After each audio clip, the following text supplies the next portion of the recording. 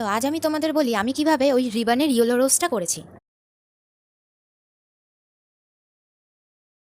এই জিনিসগুলো নিয়ে নিলাম। প্রথমে ভাইয়ের থেকে একটা পোকেমন কার্ড নিয়ে নিচ্ছি। যেহেতু পোকেমন কার্ডের সাইজটা ছোট, তার ফলে রিবনটা যখন পেঁচিয়েছিলাম তখন সেই সাইজটা কিন্তু ছোট এসেছিল। আগের মতো টেন্সিলের মতো অত বড় আসেনি, যার ফলে যখন আমরা পাপড়িটা বানাচ্ছিলাম একটা কিন্তু সুন্দর শেপ আসছিল।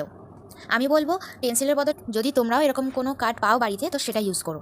হ্যাঁ, তবে আমি ওই ছ্যাঁকা খাওয়ার প্রসেসটাই কাজে লাগাচ্ছিলাম, কারণ দেখছিলাম যে স্টেপলারের থেকে ওই চিমটি আর আগুন ইউজ করে সব থেকে বেশি ভালো হচ্ছিল আর ভালোভাবেই চিপটিয়ে থাকছিল ওই ফুলের পাপড়িগুলো। আগুনে তাপটা ইউজ করে আমি একে একে সবকটা পাপড়ি লাগিয়ে ফেললাম। হতে পারে যে তোমাদের প্রথমে লাগছে না, তবে তখন ওই রিবনটাকে একটু বেশি ধরে তাপ দিয়ে নেবে, হয়তো একটুখানি পুড়ে পুড়ে যেতে পারে, সেটা সঙ্গে সঙ্গে একদম পরের পাপড়িটার সঙ্গে লাগিয়ে দেবে, তাহলেই ওটা লেগে যাবে। পর যখন একটা পুরো রাউন্ড চেন তৈরি হয়ে যাবে তখন ওর ওপরে ফেভিকল দিয়ে দেবে, দিয়ে ওই স্ক্রিউজগুলো আটকিয়ে হাতে করে গোল করে ঘুরিয়ে দেবে। বেশ কিছুক্ষণের জন্য ফুলটা ওরমভাবে রেখে দিতে হবে যাতে একদম নড়াচড়া না হয়। বেশ কিছুক্ষণ ধরে রেখে দিতে হবে। তারপর যখন পুরো ফেভিকলটা শুকিয়ে যাবে তারপর তখনই এসে ওটাকে তুলে নিতে হবে।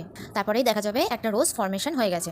হচ্ছে পরের ভিডিওটাতে, যেটা খুব শিগগিরই আনছি, ফ্লাওয়ার বুকের র্যাপিংটা কীভাবে করছি সেইটা। তারা পারে যে আমার ভয়েসটা ভিডিওটার আগে আগে শেষ হয়ে যাচ্ছে, তোমরা একটুখানি মনোযোগ দিয়ে দেখো, সবটা বুঝতে পারবে।